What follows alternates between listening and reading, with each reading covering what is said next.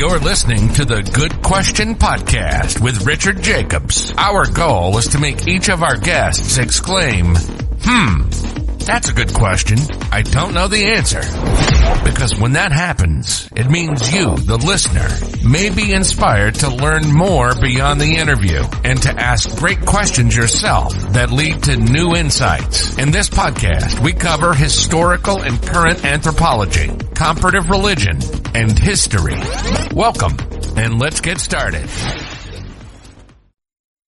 Hello, this is Richard Jacobs with the Good Question Podcast. My guest today is Debbie Ozment. She's a dentist. She's a podcast host of Vitality Made Simple, and now she's on my podcast. She's been a private practice dentist since 1985, a graduate of Oklahoma University College of Dentistry. She was on faculty adjunct there for several years, and she had quite a big background, in medicine science. And today we're going to talk about the oral microbiome, which I'm glad to hear about because dentists don't seem to talk about it very much. So I'm glad it is being talked about now. So welcome, Debbie. Thank you, Richard. It's a joy to be here. Good. Tell me about, so you were a dentist for a while. When did you start thinking of the oral microbiome and the implications of it? Well, as a dentist who graduated in 1985, we are very trained as carpenters, Richard. We can fix things. We can fix all kinds of things in a wet environment with a moving person, and we're well trained in that area. But we're really not trained to look at the mouth connected to the body. In fact, that's why I called my TED Talk "The Forgotten Orifice," because once my eyes opened, I started seeing things so differently. A real key point in my career was about 25 years ago when I had a very faithful patient who came in every 3 months. She came in and her mouth looked very healthy, and she was always having, before that, severe problems with inflammation in her gums, and she was doing a lot of her home care just very perfectly, but still had problems. Well, she came in, Richard, and she looked great. And I was like, what are you doing differently? And she said, nothing. And I said, oh, yes, you are. There's something different. And I went through everything I could think of. So, think this is like 25 years ago. And so I said, well, now when you think of it, call me, come back. I want to know. Well, it come to find out, she went out to her car and came back in and she said, I'm getting a vitamin D injection every week. Could that be making a difference? Well, because of that, I started just researching vitamin D and, gum health. That's before we even had the term oral microbiome. But that led me on this wild adventure that I've been on, getting all of this functional medicine education to figure out all of the many implications of what affects the mouth and what the mouth affects. So that was quite a big turning point that started my additional education adventures. Legend has it there's many different microbiomes in the mouth, like below the tongue, above the tongue, near the teeth, above, below. You have, I guess, a mixture of, if someone's a mouth breather, you'll have more of a aerobic environment, or if it's underneath the tongue and they're a nose breather, let's say, be more anaerobic. So what does it look like? What are the neighborhoods, I guess, that the microbiomes look like in the mouth? Well, it's super interesting. I attended a stroke and heart attack prevention course in 2010. The earliest correlation that we noticed was between oral dysbiosis, in other words, the oral microbiome being off balance. The biggest area was with heart attack and stroke, with vascular inflammation. So, think about the blood vessels are 30 to 60,000 miles, and these oral bugs can cause inflammation all through there. Well, in the mouth, what that looks like is bleeding gums. It's just very simple. If a person has any bleeding in their mouth, then they have overgrowth of bacteria that can cause problems not only in their mouth, Richard, but also throughout their body. And I tell people it's really the teeth that are the last to go. We're so trained to look at teeth, and that those are important. But when it comes to the ecosystem of the oral microbiome, sort of like this rainforest, it really affects the body long before it affects the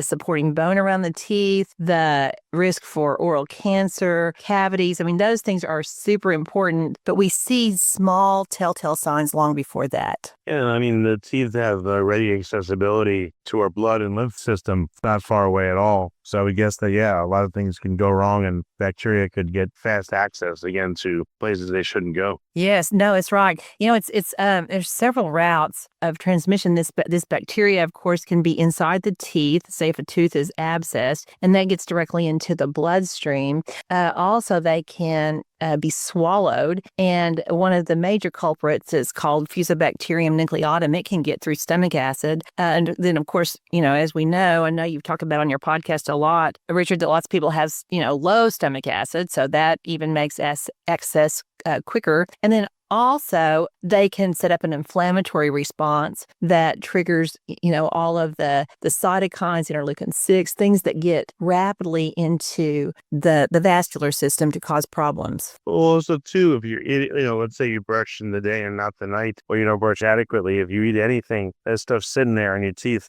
for hours and hours and hours, and it can gain easy access. I mean, stuff, I guess, bacterial activity would go on all night long with bits of foodstuffs in between your teeth, near your gum line. So it just seems like that would be a time where things would really get to the wrong places pretty quick. No, exactly. And these bacteria love to live in a biofilm. So they live under the gums, between the teeth often, where there's a little concavity. And there they group together and form this protective biofilm that, helps them ward off, all kinds of things. I mean, even places where floss can't quite get to because of the concavity or, the nooks and crannies in the teeth. So again, what can you tell about someone's mouth? Let's say I didn't tell you anything. I came and sat in your chair and you looked in my mouth. What could you tell about me if let's say I'm older, which I kind of am? Well, you're young, Richard. Well, I could tell quite a bit about you. If you got in my chair, I didn't know a thing. Tell me the truth, doctor. Don't lie. I would smell of your breath, and I would be like, "Oh, Richard, what have you been eating?" Or I would know that maybe you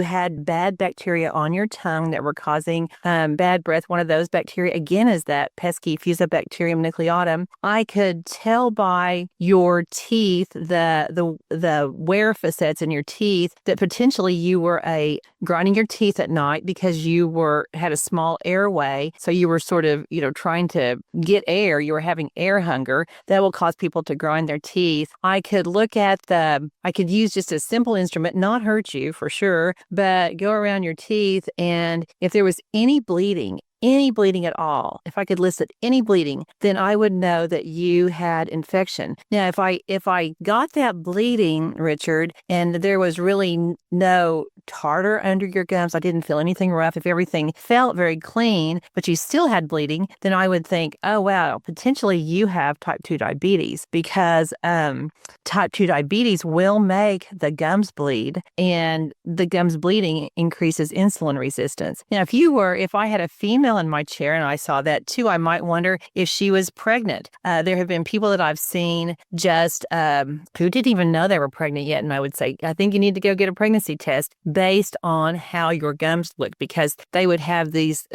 inflammation that's more hormonally driven than bacterially driven, and their gums would look different. What about like pocket size? The past 10 years now, you go in a sharp instrument, they go 112, 133, 141, 1, they count the pocket depth, I guess in millimeters. Does that correlate to gum disease if you have anything above, let's say, a 3 or something? Absolutely. That is really still the gold standard for detecting gum disease. It's very, very objective. In fact, Richard, that's something that, I learned in 1981, and it still needs to be done. I think for your listeners, that would be something to look for in a dentist. Make sure you find an office that does what's called a comprehensive periodontal exam, exactly what Richard is describing, when you go around 6 different places on every tooth and you measure the depth in millimeters. Now, generally what we look for is anything deeper than a 3. You're exactly right. 4, 5, 6, 7 down, or with any bleeding. Of course, there I'm back to bleeding. I'm really a stickler about that. Any bleeding is a sign of a problem.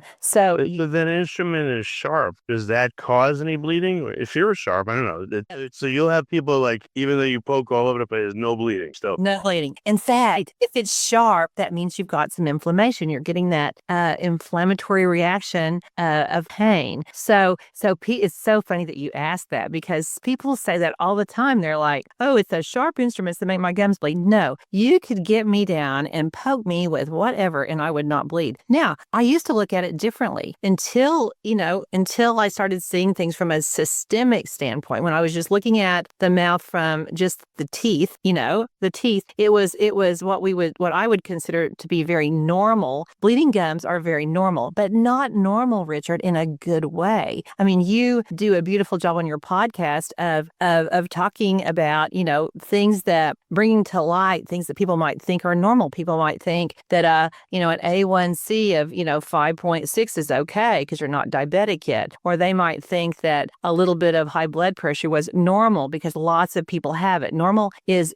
merely what's typical in a society, at a certain time. Well, unfortunately, Richard, bleeding gums are normal, but not in a good way at all. If there's any bleeding, there is inflammation or there is a side issue, such as, like I said, pregnancy. Some people can have bleeding gums, but even if a woman has bleeding gums during pregnancy, they still need to do an extra good job of taking care of that because those buds that grow with bleeding gums can seriously impact pregnancy outcomes, adverse pregnancy outcomes. So did I answer your question for you? Yeah, you did. I had a periodontal cleaning a few years ago, and even though it felt pretty invasive, I noticed that all my numbers improved when I went to the dentist again. Instead of having like 3s and 4s, and almost nothing was like above a 2, which was really cool. Congratulations. It helped. That's really great. Yes, that's excellent. What I wonder is, why isn't there a subspecialty, let's say, called diabetic dentistry? Like, I'm just, not being a dentist myself, but what I would say is if someone's like really having a problem, I would say periodontal cleaning once a year. And again, I'm not a dentist, but, I want to see her every 3 months instead of every 6, and really stay on top of the gums and just make sure the gum integrity and the health of their mouth is as good as possible to help their diabetes. I don't know how much it would help, but how come there doesn't seem to be such a thing among dentists? That is a fantastic idea, and there should be. In an office that's really, caring for their patients, then they are seeing those diabetic patients every 3 months. And everybody doesn't always need a deep cleaning, a periodontal cleaning every year, but they need to get it as often as they need it. I mean, I love your term diabetic dentistry because we consistently see blood sugar numbers drop. We see fasting blood sugar drop. We see A1C drop. Additionally, we see cholesterol numbers get better. Triglycerides improve. We see C-reactive protein improve. I mean, it's amazing what, a simple, good periodontal cleaning will do. And then, to follow that up with good home care. For home care, I really like for people to use some little brushes that get between their teeth that they can scrub under their gums in that area that a toothbrush doesn't get to and that's hard to get to with floss. It needs to be scrubbed. So I applaud you for having a periodontal cleaning and then 3 months for anybody that has had that or has bone loss. They really do need a 3-month cleaning in terms of dental codes, dental procedure codes. That's considered to be periodontal maintenance. So it really is something people need to think about. And in an office that's putting the mouth back into the body, they're doing that. Yeah, I also interviewed a guy named Kim Kutch who has a toothpaste that's supposed to help your hydroxyapatite grow back instead of just stripping it off when you brush. So I used that for a while, and I don't know if it was that or diet, but that also seemed to make the numbers improve. Do you know of any toothpastes like that, or can you recommend certain ones versus others? Yeah, I think to look for a good tooth, I think hydroxyapatite is a great thing to look for. I think you also want to look for something with maybe some essential oils, something that doesn't have sodium lauryl sulfate, SLS, which is a foaming agent that's bad. Most people don't need fluoride. Some people do, but generally fluoride is dangerous for the thyroid. I know that your journey started with thyroid cancer. Is that correct? Yeah. Yes. So anybody that has any thyroid challenges needs to avoid fluoride. Fluoride is a halogen and it competes with iodine on the thyroid receptors. So it's really important. And if you're doing your homework, then in not eating a bunch of, candy and sucking on, sugary foods, drinking sodas all day, then you don't need the fluoride.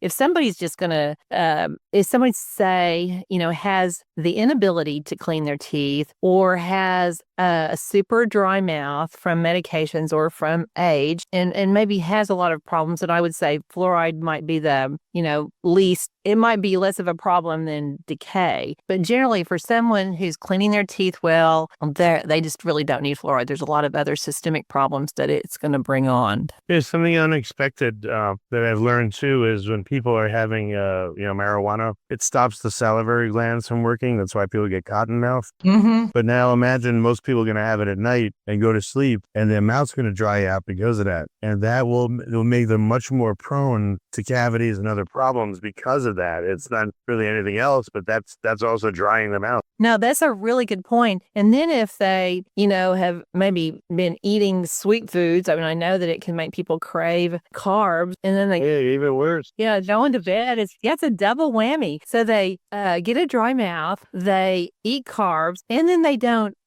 feel, they're not cognitively aware of brushing their teeth maybe. So you've got to, 3 strikes and you're out. You can have a real problem, Richard. That's a good point. I haven't really never thought about that angle. Yeah, it's just another thing that I've observed and that's come up. I saw one Australian study. They said one simple thing to do is at night, just switch with, brush your teeth, but then switch with like distilled water. They have a little bit beside your bedside because then all night, again, your mouth is not acidified. And if you need to take sips of water during the night, it's not going to acidify it. And you'll at least get 8 hours where stuff can grow back. The hydroxyapatite in your mouth can heal. It's not under continuous assault by, again, dryness or sugars or other things like that or decay. Yeah, no, that's a terrific idea. I also recommend that my patients sort of make their own mouthwash with naturally harvested sea salt. I know there's a lot of good brands out there. I like Baja Gold. It's a naturally harvested sea salt that, doesn't have any fake ingredients, and it just has all the natural minerals from the sea. And so I have them use that for mouthwash because it will help maintain pH in the mouth and it doesn't kill off the good bacteria. One problem, which I know you've talked about on your podcast, is killing off the good bacteria that live on the back of the tongue that convert nitrate to nitric oxide. So, a lot of people are using these harsh mouthwashes, Richard, and they're killing all the good bacteria. When I had a gentleman come in who had high blood pressure, and I simply had him throw away his, antimicrobial mouthwash. I don't know if I can say any brands on here, but the one that kills 99.9% of, germs that cause bad breath. And he got rid of that major brand of mouthwash for a week, and his blood pressure stabilized. It was quite impressive. Oh, wow. Just things that can make a big difference. What about like tongue scrapers? I know it sounds like you're you can use them lightly, but from what I've seen too is some of the bacteria that cause bad breath can also sit on the back of the tongue. And even if you brush your teeth, it still could smell bad. So you use a tongue scraper and you don't go hard on it, but lightly, you get some material off the back of your tongue. Some people say to brush your tongue. But again, scraper seems to take that away and just make it a little bit less likely you have bad breath. Is it okay to use a scraper, you think? Versus a mouthwash? No, yeah. Get rid of the mouthwash, but, unless you use salt water. And then tongue scrapers are excellent. They sort of condition the papilla on the tongue and actually help boost those good bacteria that live there and get rid of the bad bacteria. Tongue scrapers are terrific. There's some good ones that you can buy very reasonably that are stainless steel. There's some copper tongue scrapers. Of course, there's plastic. But I have one that's stainless steel, and I really like it because you can keep it clean and it feels good. Because back to when someone's in the chair, so you could tell can you tell if they have sleep apnea? You could tell possibly if they have diabetes. I guess maybe sleep apnea issues. Like what else can you tell and refer them out for? Well, one thing we do for each patient is take a 3D cone beam X-ray. And so that's not just a clinical exam. Of course, that's a radiographic exam. But with the technology that we have, we can actually measure the airway. So we can get a very objective view of what their airway looks like. And it's just pretty amazing because, my health history, I have brain fog, and I have a lot of questions I'm asking people, and so many things that they answer correlate with that small airway. They're not getting good sleep. They're having brain fog. They're they're just generally having fatigue. But another thing, clinically, like doing an exam, I can see where people have crowns on their teeth, crowns or veneers or, dental work. Often a crown is put on a tooth because it has a root canal. So it's super important to evaluate that root canal via a 3D x-ray. If your listeners, one of the main things I would like them to know today, besides bleeding gums matter, is that root canals really matter. It's important to have them evaluated. All root canals are not bad, but root canals generally, Richard, are teeth on probation, and they are taxidermied teeth. And, sort of like the dead plant in the garden. That's where all the bud is hanging. It's root canal teeth attract some very bad oral pathogens. One of those oral pathogens that I find a lot in a failing root canal is called Treponema denticola. Now, Treponema, that's a spirochete. And we hear about spirochetes. Syphilis is a spirochete. This is not syphilis, but it's a cousin. They look alike, and they have a kind of a corkscrew shape design. And these bacteria that proliferate in root canals move to other parts of the body. They get into the bloodstream, Richard, and they can move to the blood-brain barrier. They can move to all parts of the body where they do tremendous damage. And that particular class of oral pathogens is transmissible. So it's transmissible, transkissable. So you can, conceivably pass it around, anybody that you're eating after, anybody that you kiss. It's really a big deal. So on a 3D x-ray, a practitioner who has learned to read a 3D can look at that root canal tooth in all three planes. So front to back, side to side, top to bottom. Very different than a 2D x-ray. On a 2D x-ray, something can really be covered up. And where I often see a lot of problems is on the root that's like on the top molars, they have 3 roots, and there's 2 roots in front and 1 in the back. And the root in the back often has a big abscess around it, a lesion around it that can be painless, but is harboring those bad bacteria, Treponema, as well as some other bacteria. It's pretty crazy. In fact, today I just came from clinic to get to talk to you, and I saw 2 different patients who both had root canals and both had breast cancer. Now, these root canals, this bacteria and their toxic byproducts drain into the blood system, and they drain into the sentinel node of the breast. So we often see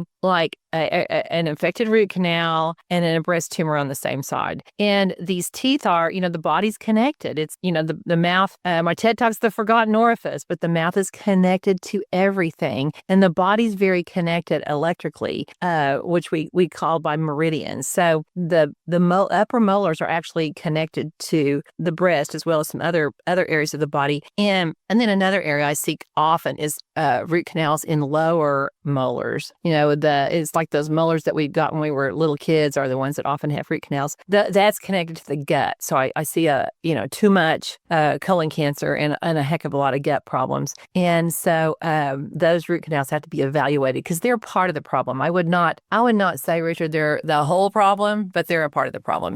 Most things don't just have one etiology. Well, what about if someone just has a cavity that's been sitting there for 3 months or 6 months? How is its own microbiome different from the surrounding neighbors? And what is it concentrated? Anything bad? Oh, yeah. I would say I've never actually cultured decay and look under my microscope, but, I would say we'd have some streptococcus, some Staph aureus. I don't know what we'd have, but it would be a totally different microbiome in that area of decay than it is around a healthy tooth. I mean, it's just... You got to try it. Let me know. Yeah, I'll have to get my, but I don't deal in cavities that much anymore. I've been in practice 40 years, and my practice now is limited to physician referrals of people with chronic inflammatory problems. So what I do now is I test their oral microbiome via a test called oral DNA, a salivary diagnostics test. And then I typically test do a stool test called the GI map. And then of course I do the 3D x-ray, but we can really figure a lot out from those tests. These oral bacteria,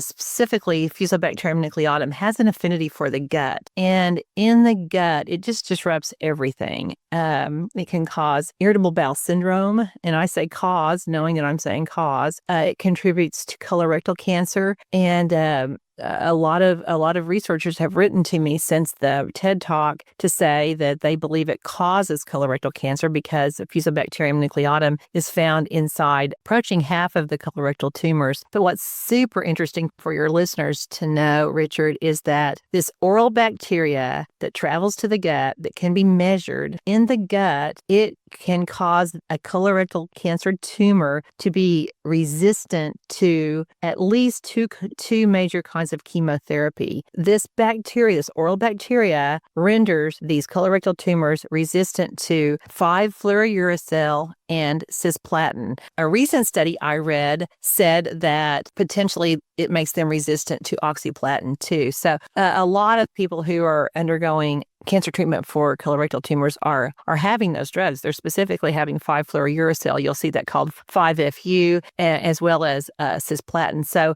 I've had some very good outcomes with helping people who are going through chemotherapy have their chemotherapy be a lot more effective when their mouth gets healthy and when their gut gets healthy. It's just so rewarding, Richard. I guess, yeah, it's a way for you to affect positively a lot of conditions you have without being really invasive, or just better brushing, tongue scraper, go to the dentist, maybe a periodontal cleaning, all that other stuff, getting root canals looked at. Like, here's another thing too. So when someone gets a root canal, I figure they're like, all right, that's the end of it. I don't have to worry ever again. But what's the reality of it? Should root canals have their own protocol where they're monitored for structure and decay, like once a year at least, or like what gets done? You're very insightful. I would say for someone who takes good care of their mouth, they should have a 3D x-ray every 2 years or so. I mean, that's not a hard and fast rule, but just to be evaluated regularly, they should also, be getting this comprehensive periodontal exam, this measurement that you and I talked about, where they go around the tooth. A lot of times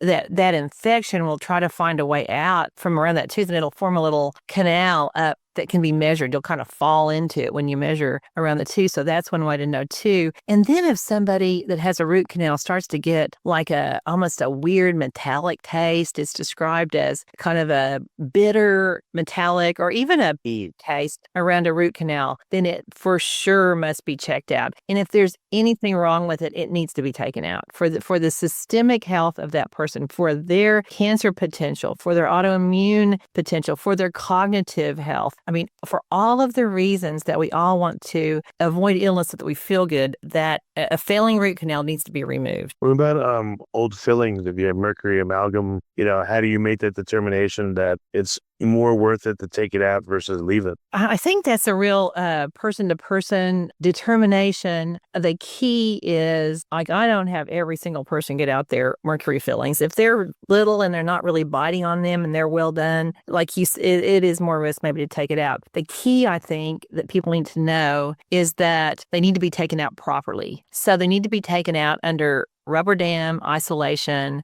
by a dentist who does what's called smart practice, or who is a biological dentist, someone who is going to take that out carefully, not let the person rebreathe it, not be, throwing all those, lead and mercury out into the environment. It needs to be done super carefully. A lot of times people will go get their silver fillings, their mercury amalgams taken out, and they'll be sicker because they were taken out improperly. So people have to really do their homework.